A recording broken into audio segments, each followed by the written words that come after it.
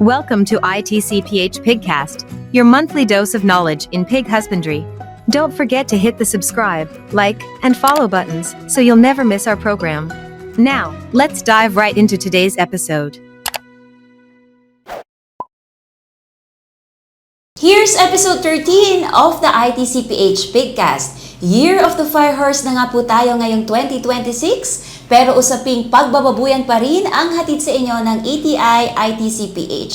At ngayong episode ay makakasama natin ang isang bagong pigcaster ng ITCPH, ang Coco Martin ng aming opisina, Sir Lito Tuprio. Nakakarami na tayo, ma'am. Ano pa kaya ang pili natin pag-usapan? Yes, Sir Lito. Bale, nagtapos tayo sa ating heat detection and swine artificial insemination. Kaya ngayong episode ay pagtutuunan naman natin ng pansin ang pregnancy diagnosis. Okay, Sir Lito, ano ba yung tinatawag natin na pregnancy diagnosis sa pagbababuyan? Okay. So, ang pregnancy diagnosis naman, ito yung pagsusuri natin ng inahin o dumalagang baboy kung buntis nga ba siya o at hindi. So, ginagawa natin ito tuwing 21 days to 42 days. Kailangan after masumpitan natin, so bilang tayo ng 21 days, doon tayo mag-test. Okay, so para ma-check natin kung buntis or hindi, ano-ano ang mga paraan upang magawa natin ng tama ang pregnancy diagnosis? Ang paggawa ng pregnancy diagnosis, meron tayong dalawang paraan. So, manual man yan o mano-mano at yung gagamit tayo ng equipment. So, una, ang paggamit ng equipment, meron tayong ginagamit ito sa ITCPH, yung ultrasound scanner at yung Doppler test. So, kung gagamit naman tayo ng Doppler test, meron naman tayong tatlong pagbabasihan na sound. So, papasok na dun yung fetal heart, pulsation of blood, and uterine arteries. Yan yung ma-detect natin sa Doppler test. So, kung isa lang ang marinig natin dyan, ibig sabihin, negative siya o hindi siya buntis. Pero pag dalawa, ibig sabihin, positive siya. Ang pangalawa naman ay ito yung ginagamit ko sa farm ng ultrasound scanner. Ang makita naman natin doon ay yung visual mismo. So, may makita na tayo doon ng mga halo at siyempre may makita na tayo doon mga black circle. So ibig sabihin, pag may mga ganon, ibig sabihin, buntis ang baboy.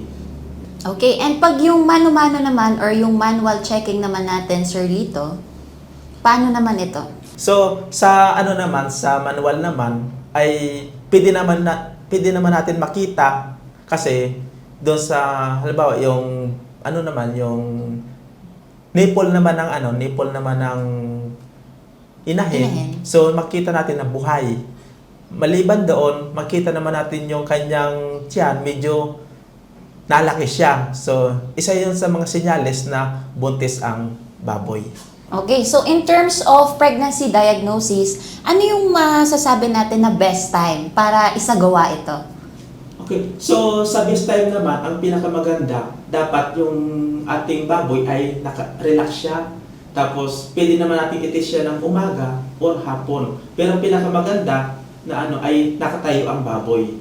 Okay, and yung mga nasabi mo, Sir Lito, na mga equipment Okay. na pang-diagnose, Okay. mga magkano naman ito kung bibilhin? Sa in terms of price naman, medyo mataas nga lang ang presyo ng ating equipment. Halos umaabot yung scanner pa lang, nasa 70,000 above na. So, pagdating naman sa backyard natin, halos hindi kakayanin siya. So, mataas ang presyo. So, ang pinaka-recommendation ko ay mas maganda kung gagamit ng mga equipment sa mga semi-commercial farm at commercial farm.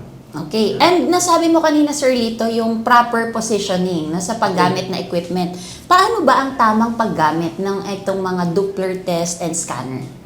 Okay. So, sa naman, halos paggamit naman ito ay pareho lang. Pareho lang ang positioning. Ang lang natin ay 45 degrees siya na halimbawa nakatayo. Pero, lagi natin titingnan yung dalawang nipple sa pinakanghulihan, doon po tayo mag-start. Siyempre, yung probe ay kailangan lagyan natin ng gel para mas mabilis yung detection ng ating ultrasound o Doppler. Lagi nating ugaliin na kailangan tama yung proper positioning natin ng probe. Kasi once na hindi kasi siya tama, doon nagkakaroon tayo ng false positive. Okay, maraming salamat Sir Lito, ang ating Pigcaster ngayong episode. Dahil dyan, don't forget to follow our Facebook page, YouTube channel, and Spotify. Like and follow us for more pig-interesting topics. Bye!